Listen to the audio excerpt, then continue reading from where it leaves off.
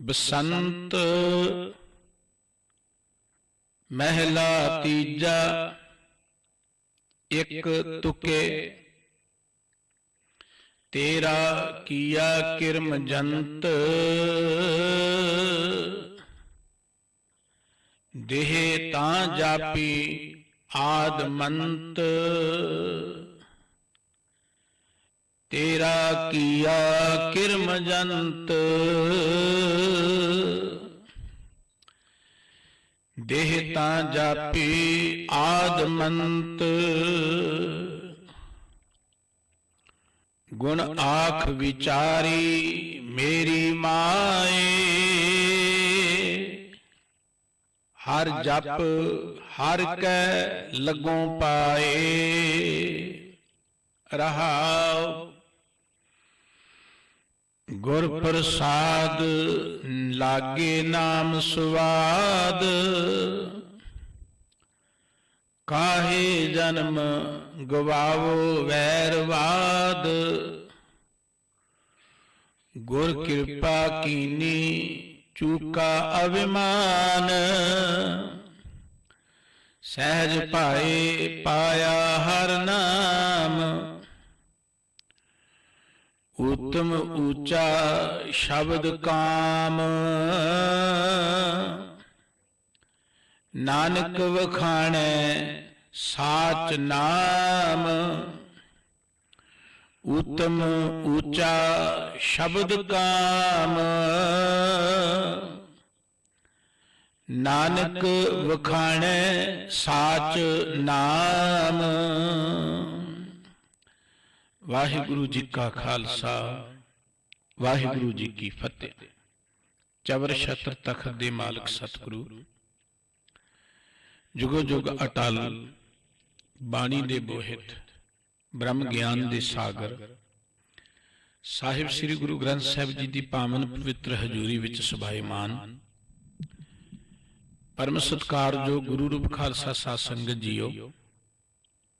वाहिगुरु जी की अपार बख्शिश हुई है। अमृत वेले गुरु के दर्शन दीदार करन दा, सत संगत विच जुड़न दा सुभाग प्राप्त होया है। गुरु की अमृत बाणी का कीर्तन आप जी ने गुरु के कीर्तनिया पासों श्रवण किया है। धन श्री गुरु ग्रंथ साहिब जी की पावन बाणी की विचार जो आप जी हर रोज सुनते हो, उस दे नाल संबंधित गुरु के ये पावन अमोल वचन बसंत राग विचों आप जी श्रवण कर रहे सी। धनासरी राग विच सतगुरु गुरु अर्जन देव जी महाराज ने खतां ते प्रेरणा की है कि जे वंदना करनी है तो परमात्मा नूं करो, जे गुण गाने ने तो परमात्मा दे गाओ। परमात्मा दे गुण गाओगे, परमात्मा दे चरणों नाल तुहाडा प्यार बनेगा। ज्यों ज्यों परमात्मा दे चरणों नाल प्यार बनेगा, तुसीं भव सागर तो बाहर निकल जाओगे। तुहाडे अंदरों तृष्णा दी अग, विकारां दी अग अपने आप शांत हो जाएगी। अपने आप दुख दरिद्र भजने शुरू हो जाएंगे। जिस मनुख की सांझ वाहिगुरु जी के चरणों नाल बन जाती है, उत्थे कोई चिंता, उत्थे कोई फिक्र आ ही नहीं सकता। गुरु के बड़े प्यारे मिठे बोलने के बंदना हर बंदना गुण गावो गोपाल राय। जे बंदना करनी है तो हरि नू करो, परमात्मा नू करो। गुण गाने ने ते ओ गोपाल जो पृथ्वी नू पालन वाला है, जो पृथ्वी का राजा है, एक परमात्मा उहदे गुण गाओ। सतगुरु साहिब जी कहते दरअसल परमात्मा के गुण ते मनुख तां गाउंदा है जो इहदे भाग जागण, ओ गुरु की हजूरी च आए, गुरु के बचन श्रवण करे। रब की गल हर कोई करदा है, पर माफ करना रब के चरणों नाल जुड़ना कोई नहीं चाहता। उहदा कारण यह है कि रब के चरणों का ही नहीं पता मनुख नूं। रब की उहदा ज्ञान ही नहीं है। कोई पत्थर नूं रब समझी बैठा है, कोई पशुआं नूं रब समझ के मत्थे टेकी जांदा है, कुछ बंदियां नूं मत्थे टेकी जांदे ने, कोई कबरां ते मड़ियां ते मठां ते मनुख ते आपो अपनी मर्जी दे रब बनाई बैठा है। साहब कहते वड्डे भाग भेटै गुरदेवा, कोट अपराध मिटे हर सेवा। वड्डे भाग होण मनुख दे ते ओ गुरु दे चरण परसदा है, गुरु दे दर ते आउंदा है। ਤੇ ਗੁਰੂ ਕੇ ਉਪਦੇਸ਼ ਰਾਹੀਂ ਉਹਦੀ ਸਾਂਝ ਬਣਦੀ ਹੈ ਪ੍ਰਮਾਤਮਾ ਦੇ ਨਾਲ। ਗੁਰੂ ਜੋ ਸਾਨੂੰ ਪ੍ਰਮਾਤਮਾ ਨਾਲ ਜੋੜ ਦੇਵੇ। ਗੁਰੂ ਉਹ ਨਹੀਂ ਜਿਹੜਾ ਆਪਣੇ ਆਪ ਨੂੰ ਮੱਥੇ ਟਿਕਾਈ ਜਾਏ। ਕੋਟ ਅਪਰਾਧ ਮਿਟੇ ਹਰ ਸੇਵਾ। ਉਸ ਪ੍ਰਭੂ ਦੀ, ਵਾਹਿਗੁਰੂ ਦੀ ਸੇਵਾ ਕਰਕੇ ਕਰੋੜਾਂ ਅਪਰਾਧ ਮੁੱਕ ਜਾਂਦੇ ਨੇ, ਮਿਟ ਜਾਂਦੇ ਨੇ। ਸਾਹਿਬ ਜੀ ਨੇ ਅੱਗੇ ਬਚਨ ਕਿ ਚਰਨ ਕਮਲ ਜਾਕਾ ਮਨ ਰਾਪੈ। ਵਾਹਿਗੁਰੂ ਜੀ ਦੇ ਚਰਨ ਜਿਹੜੇ ਕਮਲ ਵਰਗੇ ਨੇ, ਜਿਵੇਂ ਕਮਲ ਬੜਾ ਸੁੰਦਰ ਹੁੰਦਾ ਹੈ, ਕਮਲ ਬੜਾ ਕੋਮਲ ਹੁੰਦਾ ਹੈ, ਕਮਲ ਖਿੜਿਆ ਹੁੰਦਾ ਹੈ, ਬਿਲਕੁਲ ਵਾਹਿਗੁਰੂ ਜੀ ਦੇ ਚਰਨ ਸੁੰਦਰ ਨੇ, ਕੋਮਲ ਨੇ, ਉਹ ਖਿੜੇ ਹੋਏ ਨੇ, ਉਹ ਖੇੜਾ ਦੇਣ ਵਾਲੇ ਨੇ।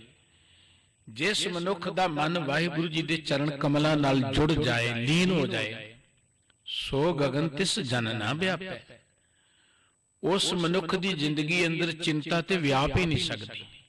ਚਿੰਤਾ ਇੱਕ ਅੱਗ ਹੈ, ਸੋਗ ਇੱਕ ਅੱਗ ਹੈ। ਅੱਗ ਜਿੱਥੇ ਬਲੇਗੀ ਉੱਥੇ ਸੁੱਖ ਨਹੀਂ ਰੱਖੇਗੀ, ਅੱਗ ਸਾੜੇਗੀ ਅੰਦਰੋਂ। ਅੱਗ ਹੁੰਦੀ ਹੈ ਉੱਥੇ ਤਪਸ ਪੈਦਾ ਹੁੰਦੀ ਹੈ। ਹੁਣ ਜਿਸ ਹਿਰਦੇ 'ਚ ਅੱਗ ਹੀ ਬਲੇਗੀ ਉੱਥੇ ਤੇ ਕੋਈ ਸ਼ੁਭ ਗੁਣ ਪ੍ਰਫੁੱਲਤ ਹੋ ਹੀ ਨਹੀਂ ਸਕੇਗਾ। ਇਸ ਕਰਕੇ ਸਾਹਿਬ ਕਹਿੰਦੇ ਜਿਹੜਾ ਵਾਹਿਗੁਰੂ ਜੀ ਦੇ ਚਰਨਾਂ ਨਾਲ ਜੁੜ ਜਾਏ ਉੱਥੇ ਚਿੰਤਾ ਦੀ ਅੱਗ ਆ ਹੀ ਨਹੀਂ ਸਕਦੀ। ਸੋਗ ਅਗਨ ਤਿਸ ਜਨ ਨਾ ਵਿਆਪੈ। ਅੱਜ ਦਾ ਜੋ ਪਵਿੱਤਰ ਮੁਖ ਵਾਕ ਧੰਨ ਗੁਰੂ ਅਮਰਦਾਸ ਜੀ ਦਾ ਬਖਸ਼ਿਸ਼ ਕੀਤਾ ਹੋਇਆ ਆਪ ਜੀ ਸਰਵਣਕਾਰੇ ਸੀ। ਇਸ ਅੰਦਰ ਸਤਿਗੁਰੂ ਜੀ ਨੇ ਉਚੇਚੇ ਤੌਰ ਤੇ ਪ੍ਰੇਰਣਾ ਵੀ ਕੀਤੀ ਹੈ, ਮਨ ਦੀ ਇੱਛਾ ਜ਼ਾਹਿਰ ਕੀਤੀ ਹੈ ਕਿ ਭਾਈ ਮੈਂ ਪ੍ਰਮਾਤਮਾ ਦੇ ਗੁਣ ਗਾਵਾਂ ਤੇ ਮੇਰੀ ਵਾਹਿਗੁਰੂ ਜੀ ਦੇ ਚਰਨਾਂ ਨਾਲ ਸਾਂਝ ਬਣ ਜਾਏ, ਪ੍ਰਮਾਤਮਾ ਦੇ ਚਰਨਾਂ ਨਾਲ ਸਾਂਝ ਬਣ ਜਾਏ। ਪ੍ਰਮਾਤਮਾ ਦੇ ਚਰਨਾਂ ਨਾਲ ਸਾਂਝ ਬਣ ਜਾਏ ਇਸ ਕਰਕੇ ਕਿ ਮੈਂ ਜ਼ਿੰਦਗੀ 'ਚ ਆਨੰਦ ਪ੍ਰਾਪਤ ਕਰ ਲਵਾਂ। ਗੁਰੂ ਅਰਜਨ ਦੇਵ ਜੀ ਨੇ 12 ਮਾਹਾਂ ਅੰਦਰ ਇੱਕ ਥਾਂ ਤੇ ਬਚਨ ਕਹੇ, ਕਹਿਣ ਲੱਗੇ ਅਸਾੜ ਤਪੰਦਾ ਤਿਸ ਲੱਗੇ ਹਰ ਨਾ ਹੋਣਾ ਜਿੰਨਾ ਪਾਸ, ਜਗ ਜੀਵਨ ਪੁਰਖ ਤਿਆਗ ਕੇ ਮਾਨਸ ਸੰਧੀ ਆਸ। ਹਾੜ ਦਾ ਮਹੀਨਾ ਗਰਮੀ ਦਾ ਮਹੀਨਾ ਹੁੰਦਾ ਹੈ। ਜ਼ਿੰਦਗੀ ਨੂੰ ਹਾੜ ਦੇ ਮਹੀਨੇ ਨਾਲ ਤੁਲਨਾ ਦਿੰਦੇ ਆ। ਸਤਿਗੁਰੂ ਜੀ ਕਹਿੰਦੇ ਜ਼ਿੰਦਗੀ ਤਾਂ ਉਹਨਾਂ ਨੂੰ ਤਪਾਉਂਦੀ ਜਾਂ ਉਹਨਾਂ ਲਈ ਦੁੱਖਾਂ ਦਾ ਕਾਰਨ ਹੈ ਹਾੜ ਦੇ ਮਹੀਨੇ ਵਾਂਗੂ ਜਿਨ੍ਹਾਂ ਦੇ ਹਿਰਦੇ 'ਚ ਪ੍ਰਮਾਤਮਾ ਦਾ ਪਿਆਰ ਨਹੀਂ, ਜਿਹੜੇ ਪ੍ਰਮਾਤਮਾ ਨੂੰ ਛੱਡ ਕੇ ਹੋਰ ਬੰਨੇ ਲੱਗ ਗਏ। ਪਰ ਜਿਨ੍ਹਾਂ ਨੇ ਪ੍ਰਮਾਤਮਾ ਦਾ ਆਸਰਾ ਲਿਆ, ਅਸਾੜ ਸੁਹੰਦਾ ਤਿਸ ਲਗੇ ਜਿਸ ਮਨ ਹਰ ਚਰਨ ਨਿਵਾਸ। ਜਿਨ੍ਹਾਂ ਦੇ ਹਿਰਦੇ 'ਚ ਪ੍ਰਮਾਤਮਾ ਦੇ ਚਰਨ ਵਸ ਗਏ ਉਹਨਾਂ ਦੇ ਲਈ ਜ਼ਿੰਦਗੀ ਸੁਹਾਵਣੀ ਹੋ ਜਾਂਦੀ ਹੈ।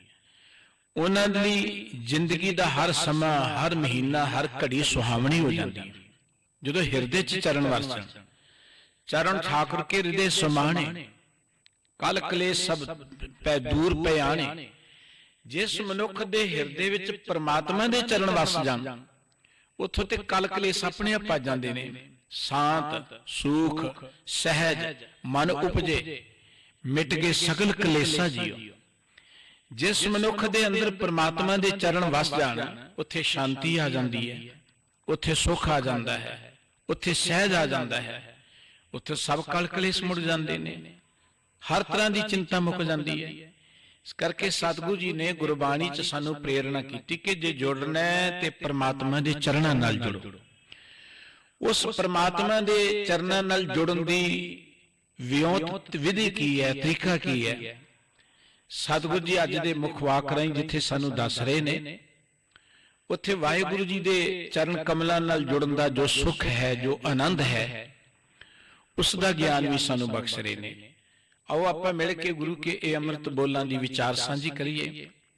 ਸਤਿਗੁਰੂ ਜੀ ਦੇ ਪਿਆਰ ਵਿੱਚ ਜੁੜਦੇ ਆਂ, ਮਨ ਬਿਰਤੀਆਂ ਨੂੰ ਟਿਕਾਉਂਦੇ ਆਂ, ਮੁਖ ਤੋਂ ਸਾਰੇ ਹੀ ਉਚਾਰਨ ਕਰੀਏ ਜੀ ਸਤਨਾਮ ਵਾਹਿਗੁਰੂ ਸਾਹਿਬ ਜੀ। ਬਸੰਤ ਮਹਿਲਾ ਤੀਜਾ ਇੱਕ ਤੁਕੇ, ਤੇਰਾ ਕੀਆ ਕਿਰਮ ਜੰਤ। ਗੁਰੂ ਅਮਰਦਾਸ ਜੀ ਦੇ ਇਹ ਪਵਿੱਤਰ ਬਚਨ ਸ੍ਰੀ ਗੁਰੂ ਗ੍ਰੰਥ ਸਾਹਿਬ ਜੀ ਦੇ ਪਾਵਨ ਅੰਕ 1176 ਤੇ ਸੁਭਾਇਮਾਨ ਨੇ। ਮੁੱਖ ਵਾਕ ਦੀਆਂ ਜੋ ਕੇਂਦਰੀ ਪੰਕਤੀਆਂ ਨੇ, ਗੁਰਦੇਵ ਕਹਿ ਰਹੇ ਗੁਣ ਆਖ ਵਿਚਾਰੀ ਮੇਰੀ ਮਾਏ। ਮਾਏ ਦਾ ਅਰਥ ਹੁੰਦਾ ਮਾਂ, ਮਾਂ ਦਾ ਅਰਥ ਗੁਰੂ ਵੀ ਹੈ। ਮਾਏ ਦਾ ਅਰਥ ਹੁੰਦਾ ਹੈ ਹੇ ਸਖੀ, ਗੁਰਬਾਣੀ ਚ ਮਾਂ ਲਈ ਵੀ ਲਫ਼ਜ਼ ਆਇਆ ਹੈ, ਗੁਰੂ ਲਈ ਵੀ ਆਇਆ ਹੈ, ਤੇ ਸਖੀ ਇਵੇਂ ਕਹਿ ਲੋ ਕਿ ਸਤ ਸੰਗੀਆਂ ਦੇ ਲਈ ਵੀ ਆਇਆ ਹੈ। ਸਾਹਿਬ ਕਹਿੰਦੇ ਗੁਣ ਆਖ ਵਿਚਾਰੀ ਮੇਰੀ ਮਾਏ। हे ਭਾਈ, हे गुरु के प्यारेओ, मेरे मन की यह रीझ है कि मैं वाहिगुरु जी के गुणों को गायन करता रहा, वाहिगुरु जी के गुण आखदा रहा। गुरबाणी कहती कि परमात्मा के नाल जुड़न का तरीका है परमात्मा के गुण गाइए, परमात्मा की कीर्ति करिए। ज्यों ज्यों परमात्मा के गुण गावांगे वो गुण साडी जिंदगी च आउंदे जाणगे, वो गुण साडे जीवन का हिस्सा बनते जाणगे। जे आपां अवगुणां नूं देखांगे ते जिंदगी च अवगुण आउंदे जाणगे। ते गुरबाणी विच सतगुरु जी ने कहा कि असीं आए ही दरअसल परमात्मा के गुण गाउण दे लई हां। जे परमात्मा के गुण ना गाए, जिंदगी च उच्चे उठण दा, महान बनन दा जां अगे वधण दा इक्को एक तरीका है कि जिस मनुख दे विच जो तुहानूं गुण नजर आउंदे वो गुण ग्रहण कर लो। देखो कोई मनुख साडे तो वड्डा होए, असीं उहदे वल नूं उत्सुक धुन्ने, उहदे कोल बैठना चाहुंदे, कोई सियाणा होए उहदे कोल कुछ सिੱਖਣਾ ਚਾਹੁੰਦੇ, गुणां दी गल है। ते परमात्मा गुणां दा खजाना है, गुणां दा समंदर है। साहब कहंदे आपां जिंदगी च आए आ परमात्मा दे गुण गाउण दे लई। जे गुण ना गाए ते साडी ते जिंदगी असफल है। बंदियां कोल ਉਹ गुण नहीं मिलने, पशुआं कोल ਉਹ गुण नहीं मिलने, पत्थरां चों गुण नहीं मिलने, ना तस्वीरां चों गुण मिलने। गुरु तेग बहादुर साहब जी का यह पवित्र श्लोक असीं पढ़दे कि गुण गोबिंद गायो नहीं, जन्म अकारथ कीना। जिस व्यक्ति ने जिंदगी अंदर परमात्मा के गुण नहीं गाए उन्हें तो जिंदगी बिरथा गवा ली। इसका मतलब कि जिंदगी सफल होनी है गुणा करके। देखो जिस मनुख के पल्ले गुण कोई नहीं है, छोटा जिहा बच्चा है, उन्होंने तुसी किसी सोसाइटी च ना बिठाओ, वखरियां कर दिओ, वो की सीखेगा? कुछ भी नहीं आएगा उन्होंने जिंदगी। जां उन्होंने तुसी नीवी संगत विच भेज दिओ, उन्होंने माड़ी संगत विच बिठा दिओ ते वो किहड़ा जिंदगी च कोई विद्वान बन जाएगा जां डॉक्टर बन जाएगा। जिंदगी च जिहो जे तुसी बनना चाहुंदे हो ओहो जे सुभाव वाले गुणां वाले लोकां दे नाल तुहाडी सांझ होनी चाहिदी। असीं बच्चे नूं जो बनाउणा होए ना आपां ओहो जे लोकां कोल बिठाउने, जे उहनूं आपां बिजनेसमैन बनाउणा है ते आपां उस लाइन च इन्ने उन्ने लोकां नाल मेल जो रखिया कर, तूं भी कुछ सीख जाएगा। दुकान ते जाया कर, तूं भी कुछ सीख जाएगा। जिन्हों आपां किसी होर पासे पाउणा उहनूं ओहो जी लाइन च पाई चले जांदे आ। जिंदगी च गुण चाहिए ने। गुणां तो बिना मनुख तां इवें है जिवें धेन दुधे ते बाहरी किते ना आवे कां। धेन कहंदे गऊ नूं, गऊ दुध ना देवे ते गऊ दी कोई कदर नहीं है। जे मनुख दे पल्ले गुण नहीं है ते गुरबाणी च एक बचन है भगत जी दा कि अवगुण आरे मानस है भलो ना कहे कोई। अवगुणा वाले बंदे नूं कोई चंगा नहीं गिणदा। हुण कोई बंदा अवगुणा वाला होए उहनूं ते लोकी घर च नहीं बन दिंदे, सोसाइटी च नहीं बैठण दिंदे, नेड़े नहीं लगण दिंदे। तेरे पल्ले की है? तू ते बुराइयां करदा। बुरे बंदे नूं कदी कोई सन्मान दिंदा? सन्मान मिलदा है गुणां वालियां नूं। गुण ग्रहण करना साडी जिंदगी दा मकसद है ते गुण साडी जिंदगी च आउणगे जे आपां परमात्मा दे गुणां नूं चेते करांगे, गुणां दे नाल जुड़ांगे। धरती ते जिथे भी कोई गुण देखो, गुरबाणी कहंदी सांझ कीजै गुणा केरी छाड़ अवगुण चलीए। तुसीं सांझ बनाओ पर गुणा करके बनाओ, अवगुणां नूं त्याग दिओ। तुसीं जिथे जाओगे गुण भी मिल जाणगे ते अवगुण भी मिल जाणगे। जे फुल है ते फुल दे नाल कंडे तां मिलणगे, कंडे ते फुल इकट्ठे ही रहिंदे ने। जिथे जाओगे गुण ते अवगुण इकट्ठे होणगे। हुण तुहाडी मर्जी है कि तुसीं की ग्रहण करना। कई बारी साडा सुभाਅ जिहड़ा ना बन जांदा है, असीं अवगुणां तो ही गल शुरू करदे। अवगुणां तो देखो, जे अवगुणां तो गल शुरू करोगे तो कुछ भी वधिया नहीं लगेगा, तुहानूं कुछ भी वधिया नहीं लगेगा। इस करके सानू साडे सतगुरु जी ने गुणां तो गल शुरू करन दी गल कही है। तुसीं अपनी जिंदगी अंदर उच्ची सोच रखोगे ना, उच्ची सोच ਤੇ ਇੱਕ ਨਿੱਕਾ ਜਿਹਾ ਤਿਣਕਾ ਜਿਹੜਾ ਨਾ ਉਹ ਵੀ ਤੁਹਾਡੀ ਜ਼ਿੰਦਗੀ ਅੰਦਰ ਤੁਹਾਡਾ ਮਦਦਗਾਰ ਬਣ ਸਕਦਾ ਹੈ। ਨਿੱਕਾ ਜਿਹਾ ਤਿਣਕਾ ਵੀ ਤੁਹਾਡੀ ਜ਼ਿੰਦਗੀ ਅੰਦਰ ਤੁਹਾਨੂੰ ਜੀਵਨ ਦੇ ਸਕਦਾ ਹੈ। ਪਰ ਜੇ ਤੁਸੀਂ ਔਗਣ ਦੇਖਣੇ ਸ਼ੁਰੂ ਕਰ ਦਿੱਤੇ ਤੇ ਕਈ ਵਾਰੀ ਵਧੀਆ ਵਧੀਆ ਥਾਵਾਂ ਤੋਂ ਬੰਦਾ ਖਾਲੀ ਮੁੜ ਆਉਂਦਾ। ਦੇਖੋ ਨਾ, ਗੁਰੂ ਘਰ, ਧਰਮ ਸਥਾਨ, ਆਪਾਂ ਕਹਿੰਦੇ ਕਿ ਇੱਥੇ ਰੱਬ ਦੀ ਗੱਲ ਕੀਤੀ ਜਾਂਦੀ ਹੈ। ਇੱਥੇ ਆ ਕੇ ਆਪਾਂ ਜੇ ਤੇ ਗੱਲ ਸੁਣਨੀ ਹੈ ਰੱਬ ਦੀ, ਫਿਰ ਤੇ ਆਪਾਂ ਜ਼ਰੂਰ ਕੁਝ ਗ੍ਰਹਿਣ ਕਰਕੇ ਲੈ ਜਾਵਾਂਗੇ। ਤੇ ਜੇ ਆਪਾਂ ਤੁਰਦੇ ਹੀ ਦੇਖਣਾ ਸ਼ੁਰੂ ਕਰਤਾ ਉੱਥੇ ਕੀ ਹੋਇਆ ਹੈ, ਕੀ ਕਰਦਾ ਹੈ, ਉਹ ਕੀ ਕਰਦਾ ਹੈ, ਕੀ ਕਰਦਾ ਹੈ, ਤੇ ਫਿਰ ਆਪਾਂ ਕੁਝ ਲੈ ਕੇ ਤਾਂ ਨਹੀਂ ਜਾਵਾਂਗੇ, ਖਾਲੀ ਚਲੇ ਜਾਵਾਂਗੇ। ਜ਼ਿਆਦਾਤਰ ਅਸੀਂ ਖਾਲੀ ਚਲੇ ਜਾਂਦੇ ਹਾਂ। ਗੁਰਬਾਣੀ ਕਹਿੰਦੀ ਸਾਂਝ ਕੀਜੈ ਗੁਣਾ ਕੇਰੀ ਛਾੜ ਅਵਗੁਣ ਚੱਲੀਏ। ਤੁਸੀਂ ਜਿੱਥੇ ਜਾਓਗੇ ਗੁਣ ਤੇ ਉੱਥੋਂ ਹੀ ਮਿਲ ਜਾਣੇ ਨੇ। ਸੇਵਾ ਪੰਥੀ ਮਹਾਂਪੁਰਖ ਭਾਈ ਜਗਤਾ ਜੀ ਦੀ ਜ਼ਿੰਦਗੀ ਦੀ ਗੱਲ ਆਉਂਦੀ ਹੈ ਕਿ ਉਹਨਾਂ ਦੇ ਹੋਰ ਕਿਸੇ ਸਥਾਨ ਤੇ ਕੋਈ ਵਿਅਕਤੀ ਆਇਆ ਤੇ ਉਹਦੇ ਚ ਬੁਰਾਈਆਂ ਸਨ, ਬੁਰਾ ਸੀ ਉਹ ਬੰਦਾ। ਚਲੋ ਰੱਬ ਨੇ ਮਿਹਰ ਕੀਤੀ, ਉਹ ਚੰਗੇ ਪਾਸੇ ਲੱਗਣ ਲਈ ਆ ਗਿਆ। ਤੇ ਜਿਨ੍ਹਾਂ ਮਹਾਂਪੁਰਖਾਂ ਕੋਲ ਆਇਆ ਉਹਨਾਂ ਦੇਖਿਆ ਵੀ ਇਹ ਬੰਦੇ ਦੇ ਚ ਤਾਂ ਬੜੀਆਂ ਘਾਟਾਂ ਨੇ, ਬੜੇ ਔਗਣ ਨੇ ਇਹਦੇ ਚ, ਇਹਨੂੰ ਮੈਂ ਨਹੀਂ ਸਵਾਰ ਸਕਦਾ। ਉਹਨਾਂ ਨੇ ਇੱਕ ਚਿੱਠੀ ਲਿਖੀ, ਚਿੱਠੀ ਲਿਖ ਕੇ ਉਹਨੂੰ ਬੰਦ ਕਰਕੇ ਦੇਤੀ। ਕਹਿਣਗੇ ਚਿੱਠੀ ਲੈ ਜਾ, ਖੋਲਣੀ ਨਹੀਂ ਹੈ, ਇਹ ਜਾ ਕੇ ਭਾਈ ਸਾਹਿਬ ਨੂੰ ਦੇ ਦੇ। ਭਾਈ ਸਾਹਿਬ ਕਹਿੰਦੇ ਸਨ, ਸ਼ਾਇਦ ਸੰਤ ਲਵੀ ਤਾਂ ਹੁਣੇ ਆਇਆ ਸਾਡੇ ਚ, ਬਦੋ ਬਦੀ ਬਾਹਰੋਂ ਆ ਕੇ ਵੜ ਗਿਆ। ਭਾਈ ਸਾਹਿਬ ਕਹਿੰਦੇ ਭਾਈ ਜਗਤਾ ਜੀ, ਭਾਈ ਕਨਈਆ ਜੀ, ਭਾਈ ਤਾਰੂ ਜੀ, ਭਾਈ ਮਨੀ ਸਿੰਘ ਜੀ। ਹੁਣ ਜਿਹੜਾ ਖੋਪੜੀ ਉਤਾਰ ਦੇ ਉਦੋਂ ਵੱਡਾ ਕੋਈ ਸੰਤ ਹੋ ਸਕਦਾ ਹੈ? ਭਾਈ ਮਨੀ ਸਿੰਘ ਜੀ। ਭਾਈ ਜਗਤਾ ਜੀ ਨੂੰ ਜਦੋਂ ਇਹ ਚਿੱਠੀ ਦਿੱਤੀ ਲਿਆ ਕੇ, ਭਾਈ ਜਗਤਾ ਜੀ ਨੇ ਖੋਲੀ। ਚਿੱਠੀ ਤੇ ਲਿਖਿਆ ਸੀ ਕਿ ਇਸ ਬੰਦੇ 'ਚ 3 ਔਗਣ ਬੜੇ ਤਗੜੇ ਨੇ, 3 ਔਗਣ ਬੜੇ ਤਗੜੇ ਨੇ, ਬੁਰੇ ਨੇ, ਬੁਰਾਈਆਂ ਨੇ। ਤੇ ਭਾਈ ਸਾਹਿਬ ਜੀ ਚਿੱਠੀ ਪੜ੍ਹਦੇ ਹੀ ਨਾ ਉਸ ਬੰਦੇ ਦੇ ਪੈਰਾਂ ਤੇ ਨਮਸਕਾਰ ਕਰਨ ਲੱਗੇ। ਕਹਿ ਲਗੇ ਤੇਰੇ 'ਚ 3 ਨਹੀਂ ਹੋਏ, ਮੈਂ ਤੇ ਔਗਣਾਂ ਨਾਲ ਭਰਿਆ ਪਿਆ, ਤੇਰੇ 'ਚ 3 ਨਹੀਂ। ਉਹਨਾਂ ਦੀ ਦ੍ਰਿਸ਼ਟੀ ਸੀ, ਉਹਨਾਂ ਨੇ ਉਹਦੇ ਬਾਕੀ ਜੀਵਨ ਨੂੰ ਦੇਖਿਆ ਕਿ 3 ਹੀ ਨੇ, ਹੋਰ ਤੇ ਬਹੁਤ ਕੁਝ ਨੇ। ਆਪਣੇ ਇਹਨਾਂ ਬਚਨਾਂ ਨਾਲ ਹੀ ਉਹਦੇ 3 ਵੀ ਖਤਮ ਕਰ ਦਿੱਤੇ। ਤੁਸੀਂ ਚੰਗੀ ਸੋਚ ਲੈ ਕੇ ਚੰਗਾ ਦੇਖਣਾ ਚਾਹੋਗੇ ਤੇ ਦੁਨੀਆ ਤੇ ਬਹੁਤ ਕੁਝ ਚੰਗਾ ਹੈ। ਦੁਨੀਆ ਖਿੜੀ ਟਿਕੀ ਹੀ ਚੰਗੇ ਦੇ ਆਸਰੇ ਤੇ ਹੈ। ਬਿਲਕੁਲ ਏਦਾਂ ਜਿਵੇਂ ਦਿਨ ਤੇ ਰਾਤ ਬਰਾਬਰ ਨੇ, ਉਹਨਾਂ ਹੀ ਦਿਨ ਉਨੀ ਰਾਤ ਥੋੜਾ ਬਹੁਤਾ ਫਰਕ ਹੁੰਦਾ ਹੈ। ਇਵੇਂ ਧਰਤੀ ਤੇ ਗੁਣ ਤੇ ਔਗਣ ਬਰਾਬਰ ਹੀ ਰਹਿਣੇ ਨੇ। ਇਹ ਤੁਹਾਡੀ ਮਰਜ਼ੀ ਕਿ ਤੁਸੀਂ ਗੁਣ ਦੇਖਣੇ ਨੇ, ਔਗਣ ਗੁਣਾਂ ਵਾਲੇ ਬਣਨਾ ਜਾਂ ਔਗਣ ਦੇਖ ਕੇ ਤੁਸੀਂ ਔਗਣਾਂ ਵਾਲੇ ਬਣਨਾ। ਕਿਉਂਕਿ 2 ਟੀਮਾਂ ਤੇ ਰਹਿਣੀਆਂ ਹੀ ਨੇ। ਖੇਡ ਹਮੇਸ਼ਾ 2 ਟੀਮਾਂ 'ਚ ਹੀ ਖੇਡੀ ਜਾ ਸਕਦੀ ਹੈ। ਖੇਡ, ਇਹ ਜਗਤ ਇੱਕ ਖੇਡ ਹੈ। ਗੁਰਬਾਣੀ ਕਹਿੰਦੀ ਪ੍ਰਮਾਤਮਾ ਨੇ ਦੁਨੀਆ ਇੱਕ ਖੇਡ ਬਣਾਈ ਹੈ ਤੇ ਖੇਡ ਵਿੱਚ ਚੰਗੇ ਲੋਕ ਵੀ ਰਹਿਣੇ ਨੇ, ਹਾਰਨ ਵਾਲੇ ਵੀ ਰਹਿਣੇ ਨੇ ਤੇ ਜਿੱਤਣ ਵਾਲੇ ਵੀ ਰਹਿਣੇ ਨੇ।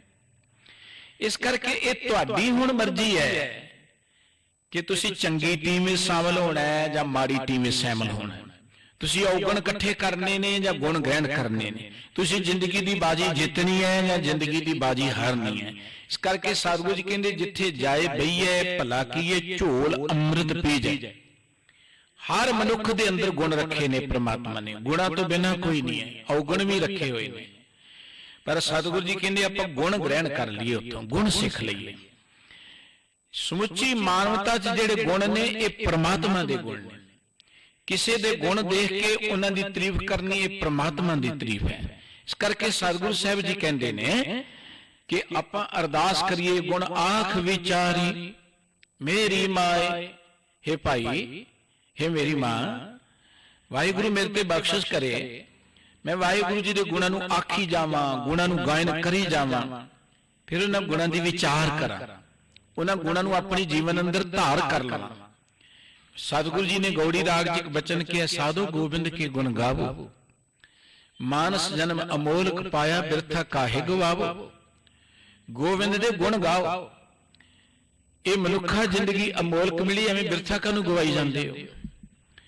ਇਹ ਕਿਰਤ ਕਰਨਾ ਗੁਜਰਾਨ ਸਾਡੀ ਹੈ, ਇਹ ਲੋੜ ਹੈ, ਪਰ ਇਹ ਜ਼ਿੰਦਗੀ ਦਾ ਮਕਸਦ ਨਹੀਂ ਹੈ। ਜ਼ਿੰਦਗੀ ਦਾ ਮਕਸਦ ਗੁਣਵਾਨ ਬਣਨਾ ਸੀ। ਜੇ ਗੁਣ ਸਿੱਖਣੇ ਹੋਣ ਤੇ ਕਿਰਤ ਕਰਦੇ ਵੀ ਗੁਣ ਸਿੱਖੇ ਜਾ ਸਕਦੇ ਨੇ, ਕਿਰਤ ਕਰਦੇ ਵੀ ਗੁਣ ਸਿੱਖੇ ਜਾ ਸਕਦੇ ਨੇ। ਇਹ ਨਹੀਂ ਕਿ ਵਿਹਲੇ ਬੈਠ ਕੇ ਸਿੱਖੇ ਜਾਂਦੇ ਨੇ। ਇਸ ਕਰਕੇ ਸਤਿਗੁਰੂ ਸਾਹਿਬ ਜੀ ਕਹਿੰਦੇ ਕਿ ਆਖੀਏ ਕਿ ਵਾਹਿਗੁਰੂ ਅਸੀਂ ਤੁਹਾਡੇ ਗੁਣ ਆਖਦੇ ਰਹੀਏ, ਬੋਲਦੇ ਰਹੀਏ। ਜਿਉਂ-ਜਿਉਂ ਗੁਣ ਗਾਵਾਂਗੇ ਸਾਡੀ ਜ਼ਿੰਦਗੀ 'ਚ ਔਗਣ ਆਪਣੇ ਆਪ ਹੀ ਖਤਮ ਹੁੰਦੇ ਜਾਣਗੇ।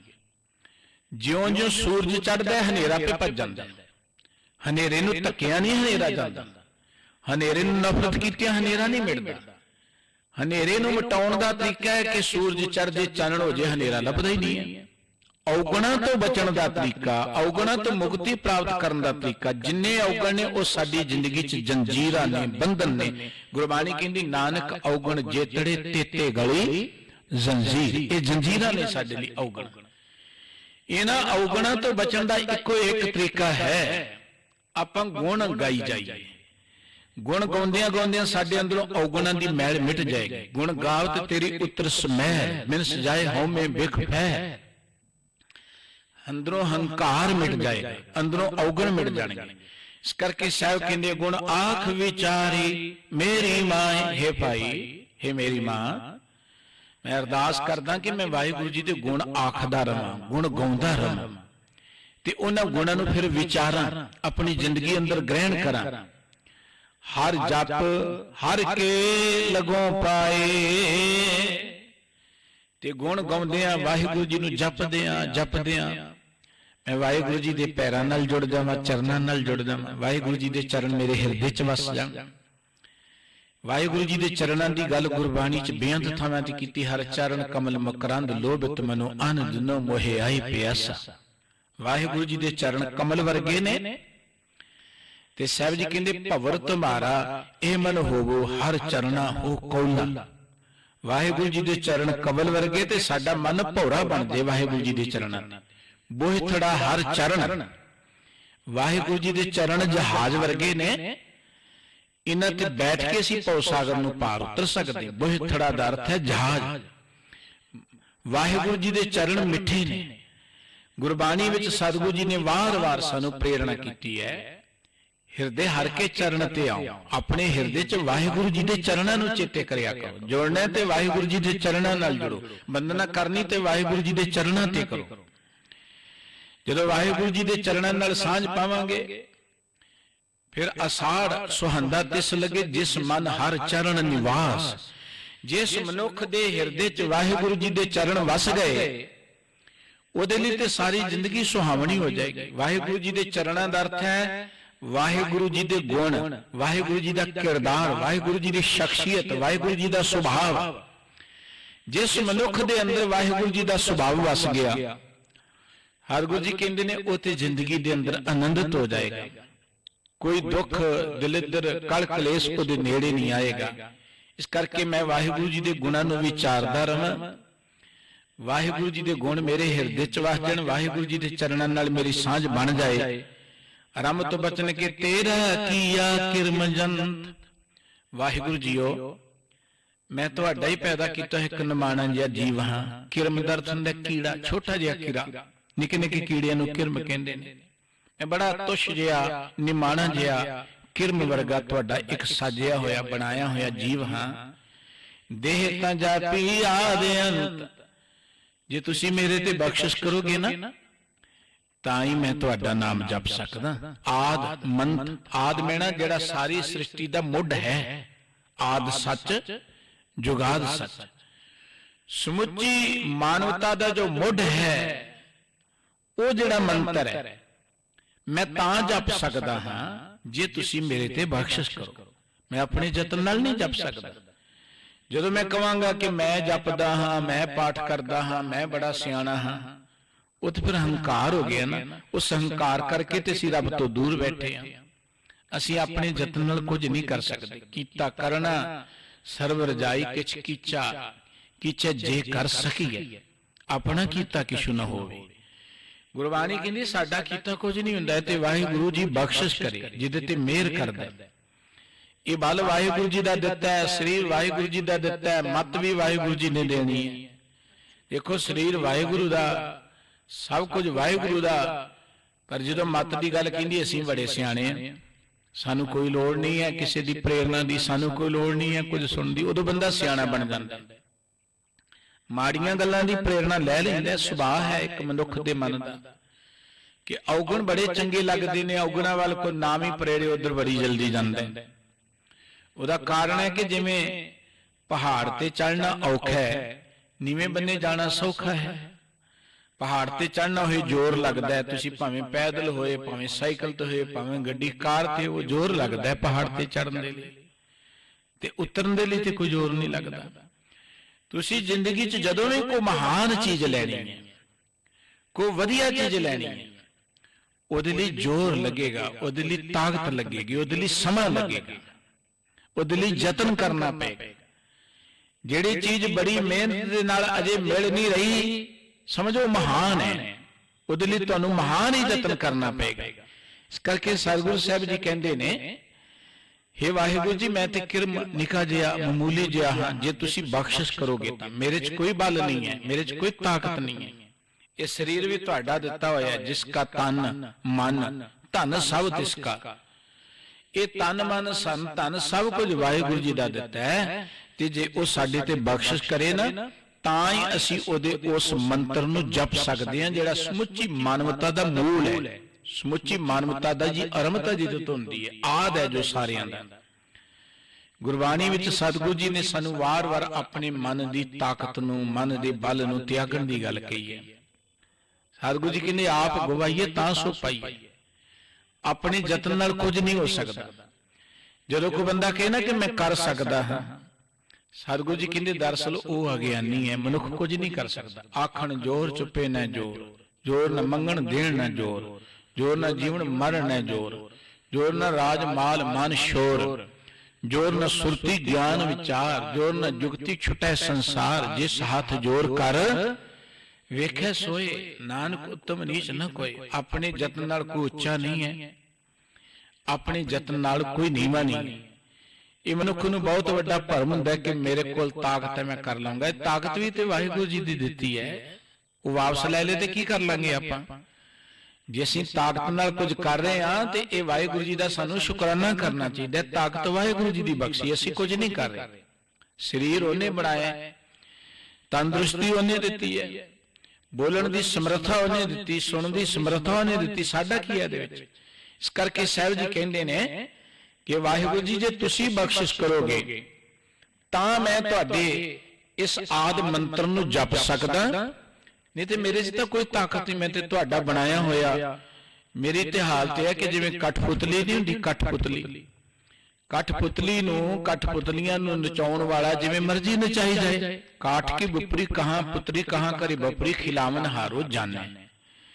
ਅਸੀਂ ਤੇ ਦਰਅਸਲ ਕਠਪੁਤਲੀਆਂ ਹਾਂ, ਸਾਡੇ ਹੱਥ 'ਚ ਕੁਝ ਨਹੀਂ ਹੈ।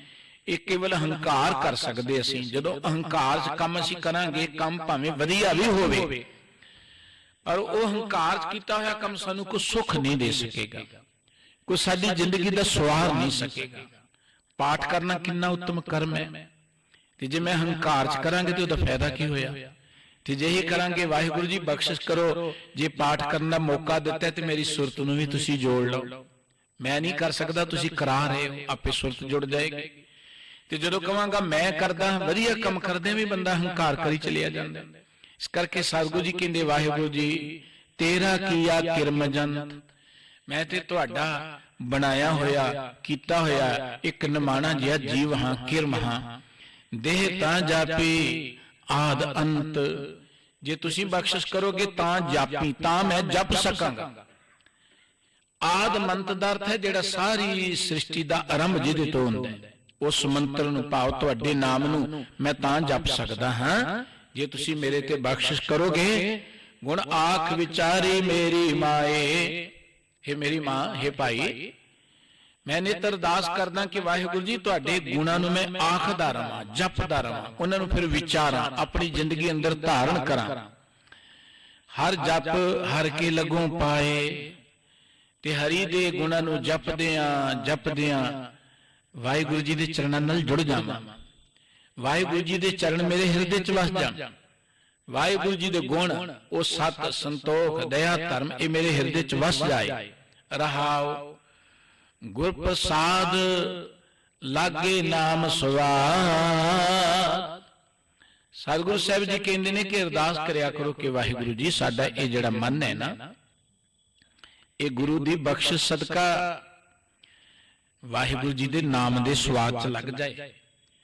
ਇਹ ਹੋਰਨਾਂ ਸਵਾਦਾਂ 'ਚ ਭਟਕਦਾ ਫਿਰਦਾ ਹੈ, ਦੁਨਿਆਵੀ ਰਸਾਂ ਕਸਾਂ 'ਚ ਭਟਕਦਾ ਫਿਰਦਾ ਹੈ, ਪਰ ਜਿਉਂ-ਜਿਉਂ ਇਹ ਦੁਨੀਆ ਦੇ ਰਸਾਂ ਨਾਲ ਜੁੜਦਾ ਤਿਉਂ-ਤਿਉਂ ਦੀ ਭਟਕਣਾ ਵੱਧਦੀ ਚਲੀ ਜਾਂਦੀ ਹੈ, ਤਿਉਂ-ਤਿਉਂ ਬੇਚੈਨ ਹੋਈ ਜਾ ਰਿਹਾ ਹੈ। ਇਹ ਗੁਰੂ ਦੀ ਮਿਹਰ ਹੋ ਜਾਏ, ਗੁਰ ਪ੍ਰਸਾਦ ਲਾਗੇ ਨਾਮ ਸਵਾਦ, ਗੁਰੂ ਦੀ ਬਖਸ਼ਿਸ਼ ਸਦਕਾ ਕਿਤੇ ਨੂੰ ਨਾਮ ਦਾ ਵੀ ਸਵਾਦ ਆਏ। ਦੇਖੋ ਨਾਮ ਤਾਂ ਮਹਾਨ ਹੈ, ਨਾਮ ਤਾਂ ਉੱਤਮ ਹੈ, ਨਾਮ ਤਾਂ ਮਿੱਠਾ ਹੈ, ਸਾਰੇ ਰਸਾਂ ਤੋਂ ਉੱਤਮ ਰਸ ਨਾਮ ਦਾ ਹੀ ਹੈ। ਪਰ ਸਾਨੂੰ ਮਿੱਠਾ ਕਿਉਂ ਨਹੀਂ ਲੱਗਦਾ? ਉਹਦਾ ਕਾਰਨ ਇਹ ਹੈ ਕਿ ਸਾਡੇ ਅੰਦਰ ਹੈ ਕੋਈ ਰੋਗ। ਰੋਗੀ ਬੰਦੇ ਨੂੰ ਪਾਣੀ ਵੀ ਵਧੀਆ ਨਹੀਂ ਲੱਗਦਾ, ਮਿੱਠੀ ਚੀਜ਼ ਵੀ ਵਧੀਆ ਨਹੀਂ ਲੱਗਦੀ, ਕੋਈ ਰੋਟੀ ਪਾਣੀ ਨਹੀਂ ਸਵਾਦ ਲੱਗਦਾ, ਕੁਝ ਨਹੀਂ ਖਾਏਗਾ। ਆਪਾਂ ਕਹਿੰਦੇ ਕਿ ਖਾਂਦਾ ਪੀਂਦਾ ਕੁਝ ਨਹੀਂ ਹੈ, ਇਹ ਲੱਗਦਾ ਇਹਨੂੰ ਕੋਈ ਰੋਗ ਹੈ। ਡਾਕਟਰ ਸਾਹਿਬ ਦਵਾਈ ਦਿੰਦੇ ਨੇ, ਅੰਦਰੋਂ ਬੰਦਾ ਤੰਦਰੁਸਤ ਹੁੰਦਾ, ਫਿਰ ਉਹਨੂੰ ਭੁੱਖ ਲੱਗਣੀ ਸ਼ੁਰੂ ਹੋ ਜਾਂਦੀ ਹੈ, ਪਾਣੀ ਵੀ ਸਵਾਦ ਲੱਗਦਾ। ਸਾਨੂੰ ਕਿਉਂ ਨਹੀਂ ਮਿੱਠਾ ਲੱਗਦਾ ਵਾਹਿਗੁਰੂ ਜੀ ਦਾ ਨਾਮ? ਸਵਾਦ ਕਿਉਂ ਨਹੀਂ ਲੱਗਦਾ? ਹਾਲਾਂਕਿ ਨਾਮ ਜਿਹੜਾ ਹੈ ਇਹ ਤੇ ਸੁਖਦਾਈ ਹੈ, ਪਰ ਸਾਨੂੰ ਮਿੱਠਾ ਨਹੀਂ ਲੱਗਦਾ। ਸਤਿਗੁਰੂ ਜੀ ਨੇ ਸੁਖਮਨੀ ਸਾਹਿਬ ਜੀ ਵਿੱਚ ਇੱਕ ਥਾਂ ਤੇ ਬਚਨ ਕੇ ਸਾਧ ਕੇ ਸੰਗ ਲੱਗੈ ਪ੍ਰਭ ਮੀਠਾ। ਸਤ ਸੰਗਤ ਵਿੱਚ ਆ ਕੇ ਵਾਹਿਗੁਰੂ ਜੀ ਦਾ ਨਾਮ ਮਿੱਠਾ ਲੱਗਦਾ ਬੰਦੇ ਨੂੰ, ਗੁਰੂ ਦੀ ਹਜ਼ੂਰੀ ਚ ਆ ਕੇ ਨਾਮ ਮਿੱਠਾ ਲੱਗਦਾ। ਹੁਣ ਨਾਮ ਕੌੜਾ ਤਾਂ ਹੈ ਨਹੀਂ ਹੈ, ਲੇਕਿਨ ਸਾਨੂੰ ਮਿੱਠਾ ਨਹੀਂ ਲੱਗਦਾ। ਦੇਖੋ ਨਾ, ਕੋਈ ਭਾਗਾਂ ਵਾਲਾ ਨਾਮ ਦੀ ਗੱਲ ਬੜੇ ਚਾਹ ਨਾਲ ਬੈਠ ਕੇ ਗੁਰੂ ਕੋਲ ਸੁਣੇ, ਨਹੀਂ ਤੇ ਜਿੰਨੇ ਚਾਹ ਦੇ ਨਾਲ ਦੁਨਿਆਵੀ ਗੱਲਾਂ ਅਸੀਂ ਸੁਣਦੇ ਆ, ਉਹਨੇ ਚਾਹ ਨਾਲ ਤੇ ਕੋਈ ਭਾਗਾਂ ਵਾਲਾ ਹੀ ਵਿਅਕਤੀ ਵਾਹਿਗੁਰੂ ਦੀ ਗੱਲ ਸੁਣਦਾ ਹੈ ਨਾ, ਜਿਹਦੇ ਤੇ ਵਾਹਿਗੁਰੂ ਜੀ ਦੀ ਬਖਸ਼ਿਸ਼ ਹੋ ਗਈ। ਨਹੀਂ ਤੇ ਆਪਾਂ ਗੁਰੂ ਘਰ ਵੀ ਆਉਂਦੇ ਆ, ਇਹ ਸਾਡੇ ਵੱਡੇ ਭਾਗ ਨੇ, ਲੇਕਿਨ ਗੁਰੂ ਘਰ ਆ ਕੇ ਵੀ ਮਨ ਟਿਕਦਾ ਨਹੀਂ ਹੈ। ਆਪਾਂ ਇੱਧਰ ਉੱਧਰ ਦੀਆਂ ਗੱਲਾਂ 'ਚ ਜਿੰਨਾ ਮਰਜ਼ੀ ਟਾਈਮ ਕੱਢ ਲੈਨੇ, ਆਪਾਂ ਦੇਖਦੇ ਆ ਉਨੀ ਸੰਗਤ ਗੁਰੂ ਦੀ ਹਜ਼ੂਰੀ 'ਚ ਤਾਂ ਭਾਗਾਂ ਵਾਲੇ ਥੋੜੇ ਜਿਹੇ ਵਿਅਕਤੀ ਬੈਠੇ ਹੁੰਦੇ ਨੇ, ਤੇ ਆਲੇ ਦੁਆਲੇ ਗਿਣ ਲੋ ਕਿੰਨੇ ਫਿਰਦੇ ਹੁੰਦੇ ਨੇ ਆਲੇ ਦੁਆਲੇ। ਤੇ ਜੇ ਕਿਤੇ ਇੱਥੇ ਲਿਆ ਕੇ ਕੋਈ ਦੁਨਿਆਵੀ ਗੱਲ ਸ਼ੁਰੂ ਕਰ ਦਿਓ, ਸਾਰੇ ਡਿਊਟੀਆਂ ਛੱਡ ਕੇ ਇੱਥੇ ਬੈਠ ਜਾਣਗੇ, ਫਿਰ ਕਿਸੇ ਨੇ ਉੱਥੇ ਨਹੀਂ ਪਹੁੰਚਣਾ, ਫਿਰ ਕੋਈ ਨਹੀਂ ਕਹੇਗਾ ਮੈਂ ਫਲਾਣੇ ਥਾਂ ਤੇ ਸੇਵਾ ਕਰਨੀ, ਫਿਰ ਇੱਥੇ ਬੈਠਣਗੇ।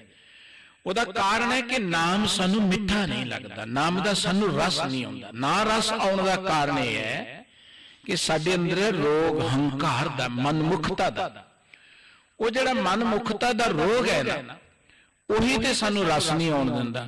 ਉਹੀ ਤੇ ਅੰਦਰੋਂ ਕੱਢਣੀ ਸੀ, ਉਹ ਨਿਕਲਣੀ ਸੀ ਗੁਰੂ ਦੇ ਚਰਨਾਂ ਨਾਲ ਜੁੜ ਕੇ, ਗੁਰੂ ਦੇ ਦਰ ਤੇ ਆ ਕੇ। ਜਿਹੜਾ ਸਤਿਗੁਰੂ ਜੀ ਨੇ ਕਹਿੰਦੇ ਕਿ ਮਨ ਕੀ ਮਤ ਤਿਆਗੋ ਹਰ ਜਨ, ਜਾਂ ਪਹਿਲਾਂ ਮਰਨ ਕਬੂਲ ਤੇ ਅੱਗੇ ਮਨ ਕੀ ਮਤੜੀ। ਇਹਦਾ ਅਰਥ ਇਹ ਸੀ ਕਿ ਮਨ ਦੀ ਮਰਜ਼ੀ ਕਰਨ ਵਾਲਾ ਸੁਭਾਅ ਲਾਂਭੇ ਕਰ ਦਈਏ ਆਪਾਂ।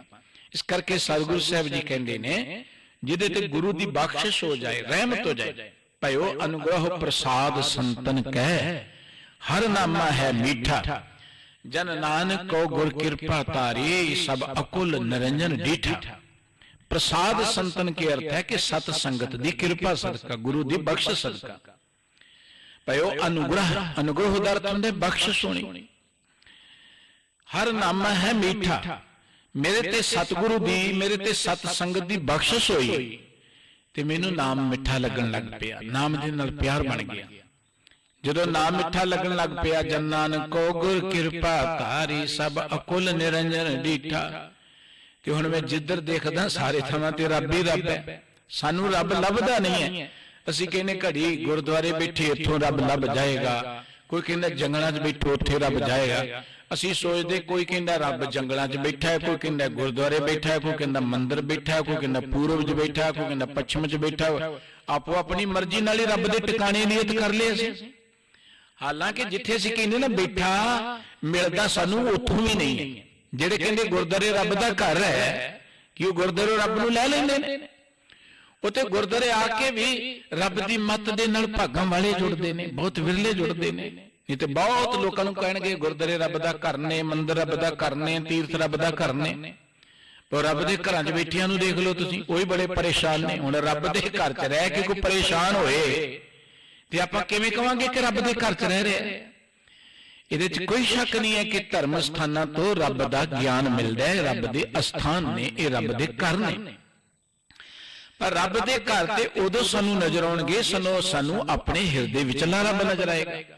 ਜੇ ਆਪਣੇ ਹਿਰਦੇ ਵਿਚਲਾ ਰੱਬ ਨਜ਼ਰ ਨਹੀਂ ਆਇਆ ਤੇ ਅਸੀਂ ਜਿੱਥੇ ਵੀ ਰਵਾਂਗੇ ਨਾ, ਸਾਨੂੰ ਕਿਤੇ ਰੱਬ ਨਹੀਂ ਨਜ਼ਰ ਆਏਗਾ। ਰੱਬ ਦੇ ਘਰ 'ਚ ਬੈਠੇ ਵੀ ਅਸੀਂ ਰੱਬ ਤੋਂ ਦੂਰ ਹੀ ਬੈਠੇ ਰਵਾਂਗੇ। ਰੱਬ ਦੇ ਘਰ 'ਚ ਬੈਠੇ ਵੀ ਰੱਬ ਦੀ ਨੇੜਤਾ ਨਹੀਂ ਮਿਲੇਗੀ। ਰੱਬ ਦੀ ਨੇੜਤਾ ਕਦੋਂ ਮਿਲੇਗੀ? सतगुरु जी कहते भयो अनुग्रह प्रसाद संतन कै हर नामा है मीठा। इस सत संगत दी गुरु दी बख्शिश होई, सानू नाम मिठा लगन लग पिया, नाम नाल प्यार बन गया। जिन्हों कहते ना प्यार, प्यार सत संगत तो बिना मिलता ही नहीं। बाबा रविदास साहब जी ने बड़ी गज के एक गल कही, साध संगत बिन भाव नहीं उपजै, भाव बिन भगत ना होए तेरी। ये सत संगत जिथे असीं बैठते हैं, ये एक बड़ी महान स्थान है, ये बड़ा महान उत्तम पवित्र स्थान है। ਇਹਦਾ ਗਿਆਨ ਭਾਗਾਂ ਵਾਲਿਆਂ ਨੂੰ। ਇਹ ਉਹ ਸਥਾਨ ਹੈ ਜਿੱਥੇ ਵਿੱਚ ਸੰਗਤ ਹਰ ਪ੍ਰਭ ਵਸੇ ਜੀਓ। ਇਹ ਉਹ ਸਥਾਨ ਹੈ ਜਿੱਥੇ ਸਾਧ ਸੰਗਤ ਸਥਾਨ ਜਗਮਗ ਨੂਰ ਹੈ। ਸਤ ਸੰਗਤ ਵਿੱਚ ਆ ਕੇ ਜਦੋਂ ਅਸੀਂ ਬੈਠਾਂਗੇ, ਸਤ ਸੰਗਤ ਵਿੱਚ ਬੈਠਣ ਦਾ ਅਰਥ ਹੁੰਦਾ ਹੈ कि आप सारे बराबर बैठे। देखो, कोई घट पढ़िया, कोई बहुत पढ़िया, किसी को बहुत पैसा, किसी को घट भी है, कोई अमीर गरीब। आप देखते समाजिक तौर पर फर्क तो है ही है ना समाज के अंदर, किसी को बहुत ज्यादा धन है, किसी को घट है, किसी का घर बहुत वड्डा है, किसी का छोटा है, किसी का कारोबार बहुत वड्डा है, किसी का रुतबा बहुत वड्डा है। ये तो समाज दे विच आप देखते ही है ना फर्क।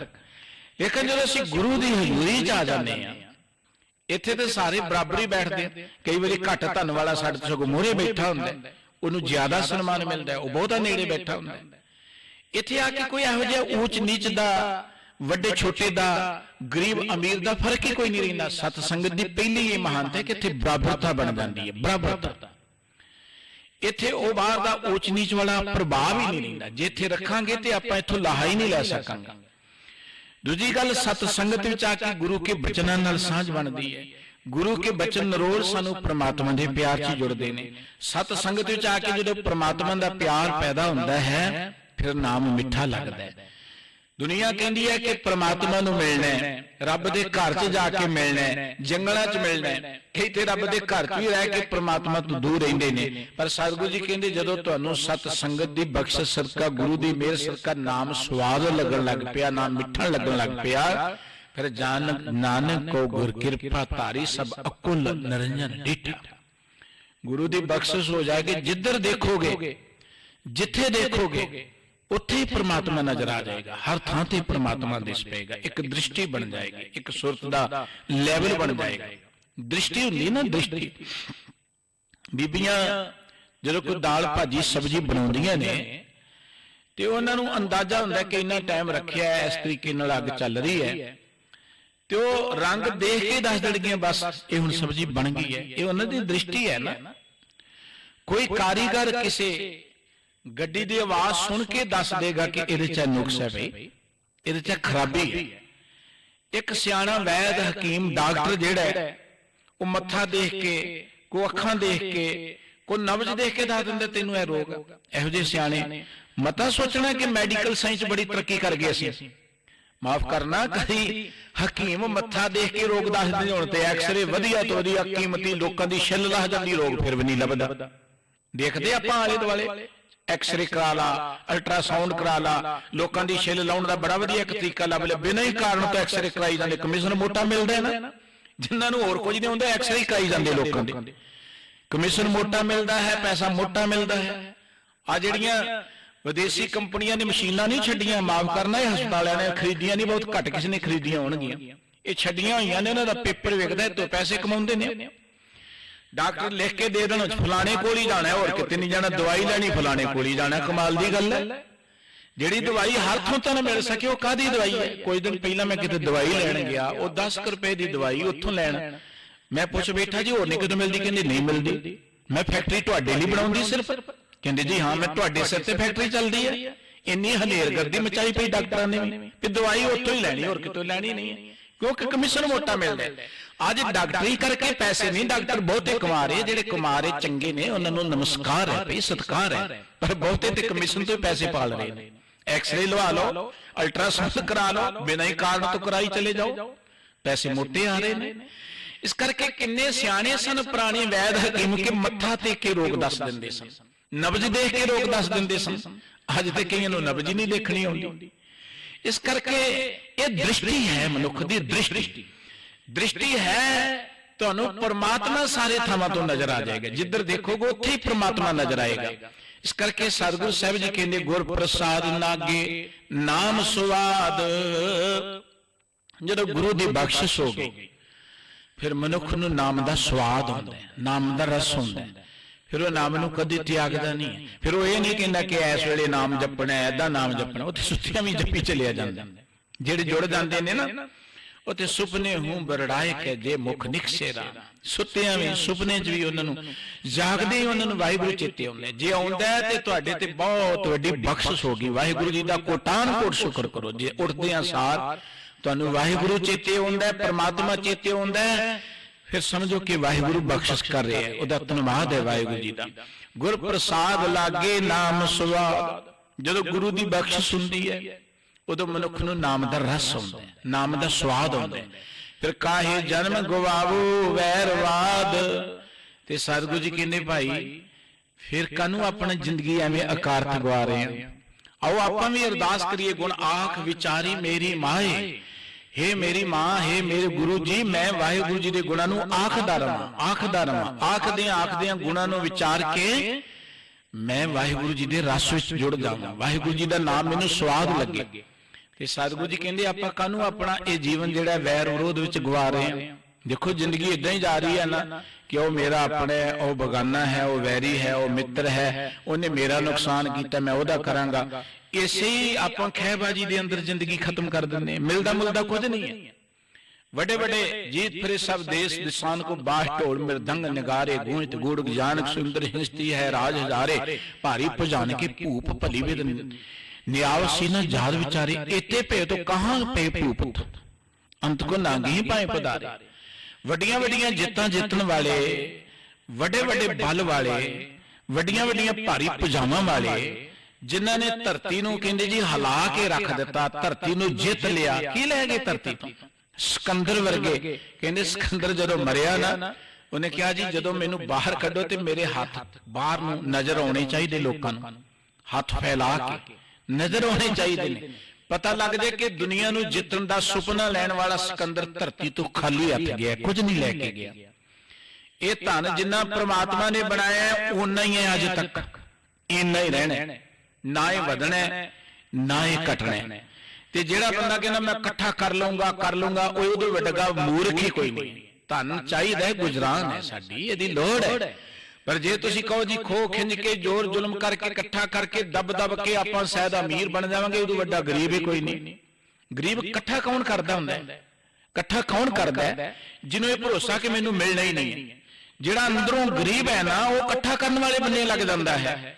ਜਿਹਨੂੰ ਪਤਾ ਅੰਦਰੋਂ ਕਿ ਵਾਹਿਗੁਰੂ ਜੀ ਨੇ ਉਹ ਤੇ ਰੱਜਿਆ, ਅਮੀਰ ਤੇ ਉਹ ਹੈ ਨਾ, ਅਮੀਰ ਉਹ ਹੈ ਜਿਹਦੇ ਮਨ 'ਚ ਭਰੋਸਾ ਕਿ ਮੈਨੂੰ ਤੇ ਰੋਟੀ ਰੱਬ ਨੇ ਦੇਈ ਜਾਣੀ, ਮੈਨੂੰ ਕਾਹਦੀ ਚਿੰਤਾ ਹੈ ਨਾ।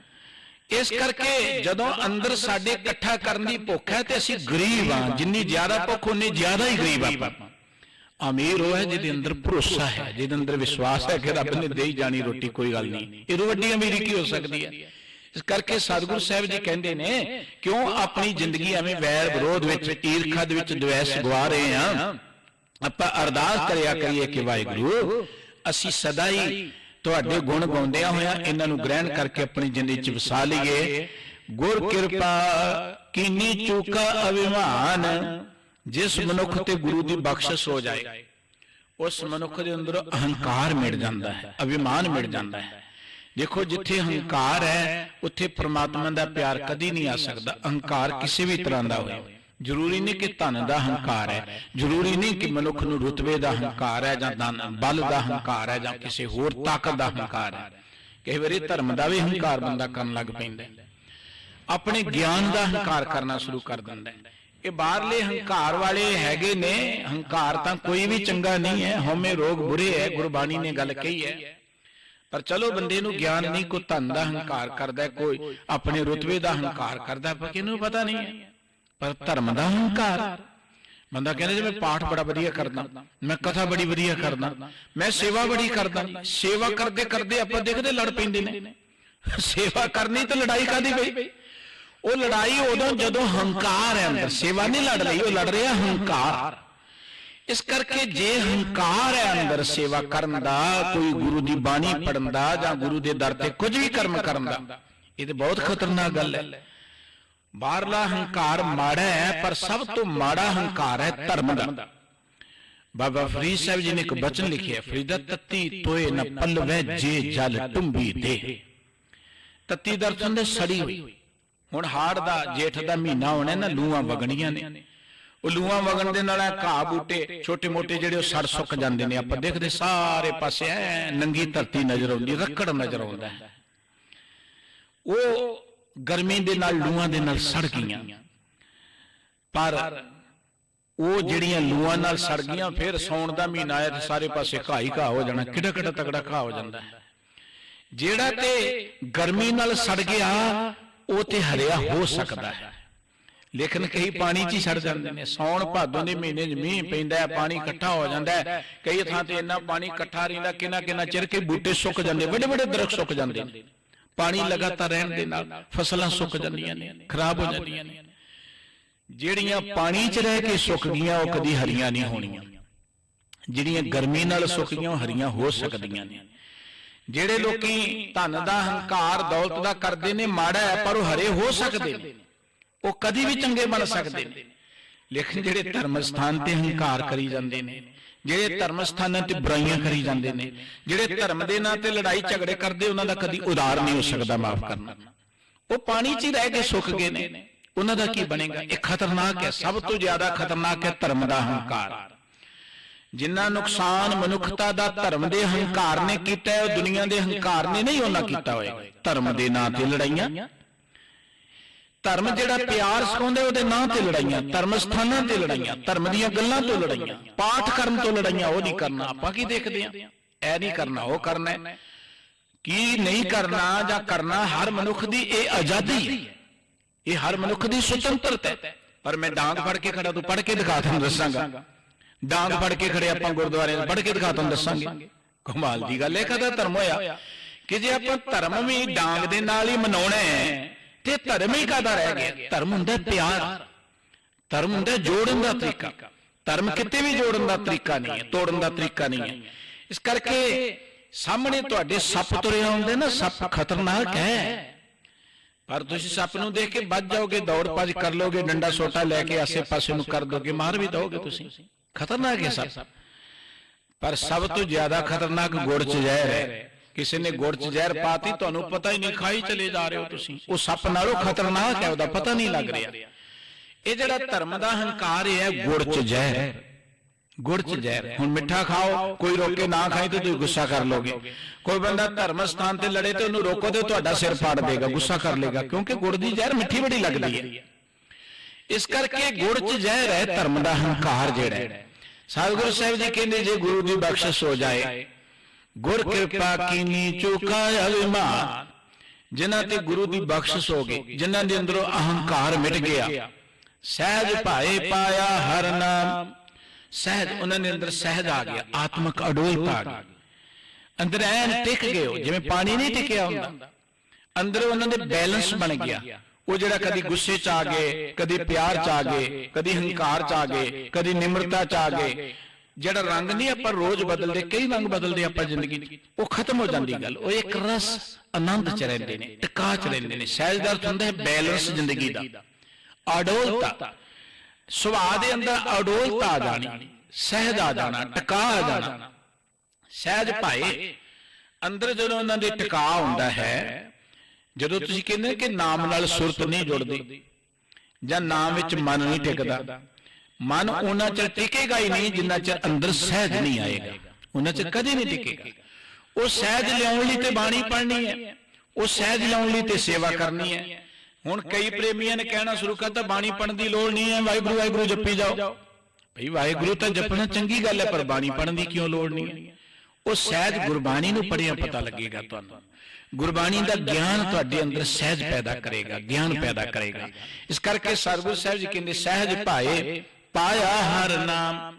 जदों आत्मक अडोलता च टिक गए, भाई दा अर्थ हुंदा प्यार, उदों परमात्मा दा प्यार प्रबल हो गया। परमात्मा दा प्यार जदों टिकिया, अंदर पैदा हो गया, फिर पाया हर नाम। अंदरों ही वाहिगुरू जी दा नाम लभ पिया। ਆ ਜਿਹੜਾ ਅਸੀਂ ਮੁਖ ਤੋਂ ਮੰਤਰ ਜਪਦੇ ਗੁਰ ਮੰਤਰ ਹੈ, ਨਾਮ ਤਾਂ ਸਾਡੇ ਅੰਦਰ ਹੈ। ਉਹ ਜਿਹੜਾ ਅੰਦਰ ਹੈ ਨਾ, ਨਾਮ ਨੌ ਨਿਤ ਅੰਮ੍ਰਿਤ ਪ੍ਰਭ ਕਾ ਨਾਮ ਦੇਹੀ ਮੈਂ ਇਸਕਾ ਵਿਸਰਾਮ, ਉਹ ਜਿਹੜੀ ਸਾਡੇ ਅੰਦਰ ਰੱਬੀ ਜੋਤ ਹੈ, ਜੇ ਜੋਤ ਦੇ ਆਸਰੇ ਅਸੀਂ ਤੁਰੇ ਫਿਰਦੇ ਹਾਂ, ਉਹ ਜਿਹੜਾ ਰੱਬ ਦਾ ਪ੍ਰਗਾਸ ਹੈ, ਉਹ ਜਿਹੜਾ ਆਤਮ ਪ੍ਰਗਾਸ ਹੈ ਸਾਡੇ ਅੰਦਰ, ਉਹ ਜਦੋਂ ਤੁਸੀਂ ਸਹਿਜ ਵਿੱਚ ਜਾਓਗੇ ਤੁਹਾਡੇ ਅੰਦਰ ਅਡੋਲਤਾ ਆਏਗੀ, ਤੁਹਾਡੇ ਅੰਦਰ ਪ੍ਰਮਾਤਮਾ ਦਾ ਪਿਆਰ ਪ੍ਰਬਲ ਹੋਏਗਾ, ਫਿਰ ਅੰਦਰੋਂ ਹੀ ਵਾਹਿਗੁਰੂ ਜੀ ਦਾ ਨਾਮ ਲੱਭ ਜਾਏਗਾ, ਫਿਰ ਬਾਹਰ ਜਾਣ ਦੀ ਲੋੜ ਨਹੀਂ ਹੈ, ਉਹ ਖਜ਼ਾਨਾ ਸਾਡੇ ਅੰਦਰ ਹੈ।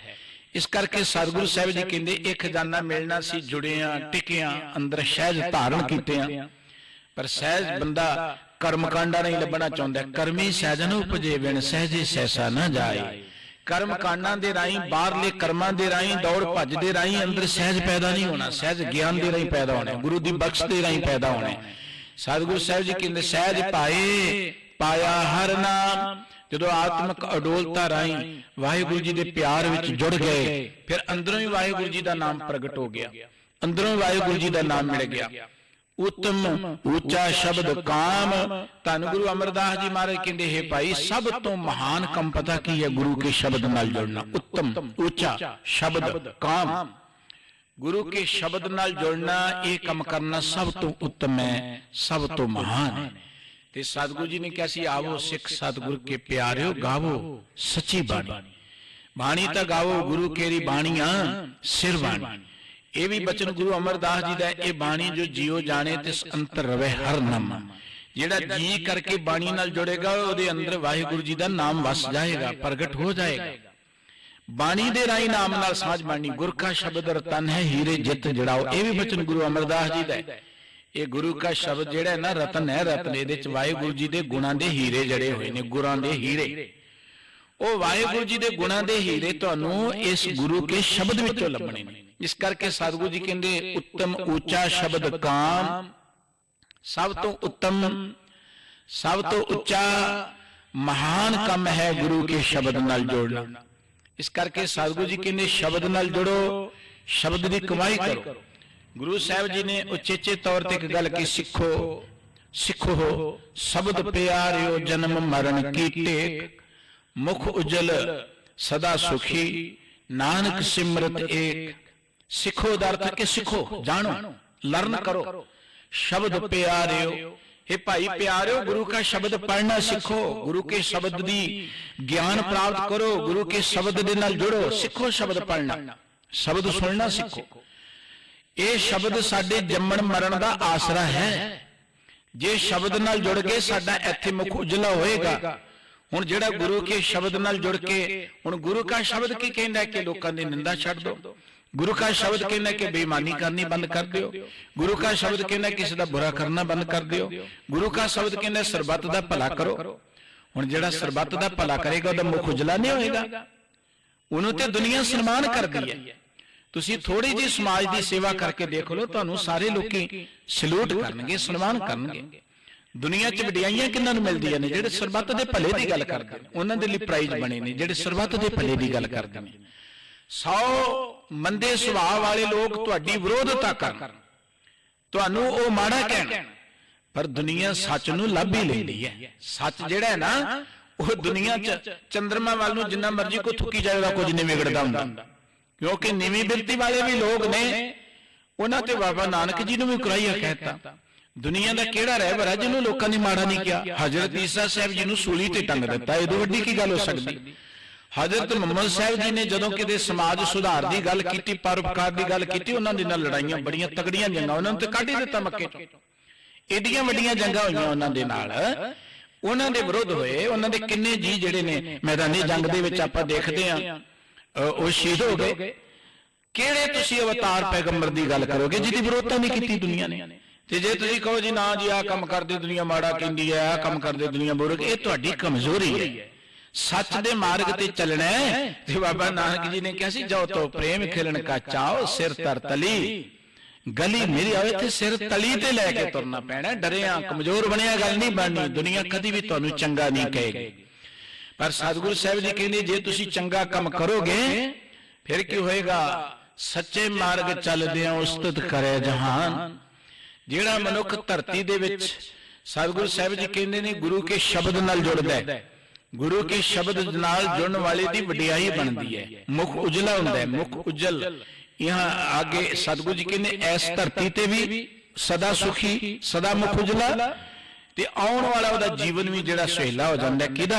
जिहड़ा गुरु के शब्द नाल जुड़दा है, जिहड़ा गुरु के शब्द नूं सिखदा है। इसे करके वार-वार कहा जांदा है भाई गुरु की बाणी नाल जुड़ो। आ जिहड़ियां गल्लां निकलदियां ना कि सिमरनी करो, बाणी पढ़न की लोड़ नहीं है, ये गल्लां सानू गुरबाणी नालों तोड़न दे लई बड़ी विधि जुगत साडे च वाड़ियां जांदियां ने। समझिया करो किन्नियां तरीकिਆਂ ਦੇ ਨਾਲ ਸਾਨੂੰ शब्द गुरु नालों तोड़िया गया।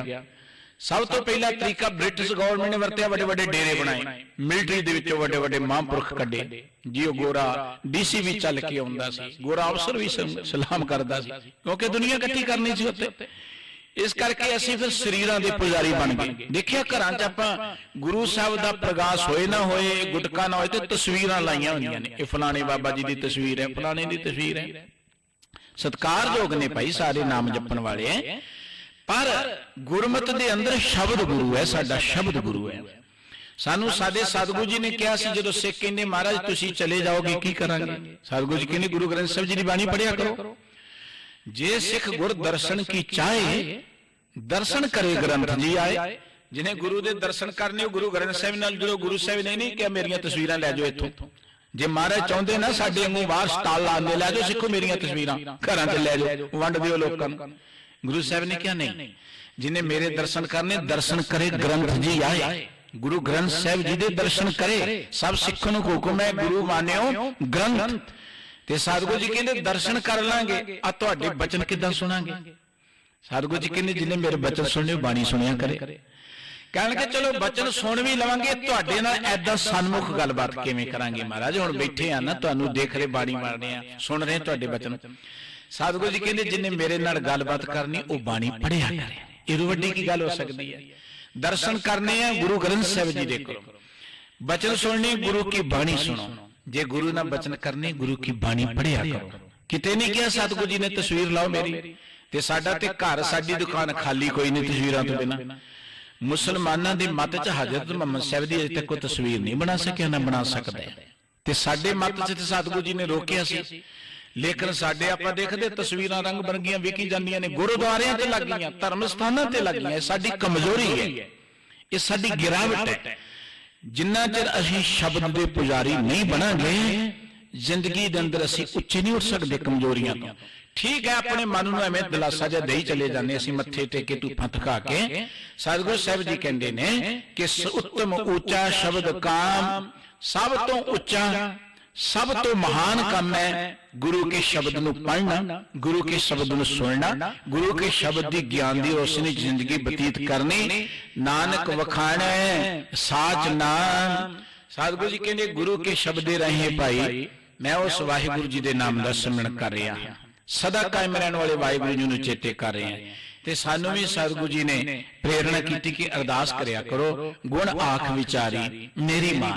हे मेरी मां, हे गुरु जी, मैं वाहिगुरु जी के गुणों नूं आखदा गुणों नूं विचार के अपनी जिंदगी धारण कर लवां, फिर हर जप हर के लगों पाए वाहिगुरु जी के गुणों नूं जपदियां वाहिगुरु जी के चरणों नाल जुड़ जावां। आ जिहड़ा कहना कि वाहिगुरु जी अपने चरणों च निवास बख्शण, ऐदां नहीं मिलता निवास के कोई कहे जी इहनूं निवास बख्श दो। ये तो काम ही सौखा है, भाई साहब को अरदास करांगे सारी निवास चली जावांगे, फिर तो कम रह ही ना गया को पिछे। चरणा च निवास सुरत ने करने, शरीर ने नहीं। चरणा च निवास सुरत दा होना है गुरु की संगत विच आके। गुरु की संगत विच जिन्ना एकाग्र चित हो के गुरु की बाणी नाल जुड़ोगे, तुहाडी सुरत जुड़दी गई। एक बारी सुरत वाहिगुरु जी दे चरणा नाल जुड़ गई ते उत्थों जो रस मिलेगा, हर चरण कमल मकरंद लोभित मनो आनंद नो मोय आई प्यासा, वो प्यास पैदा हो जाएगी।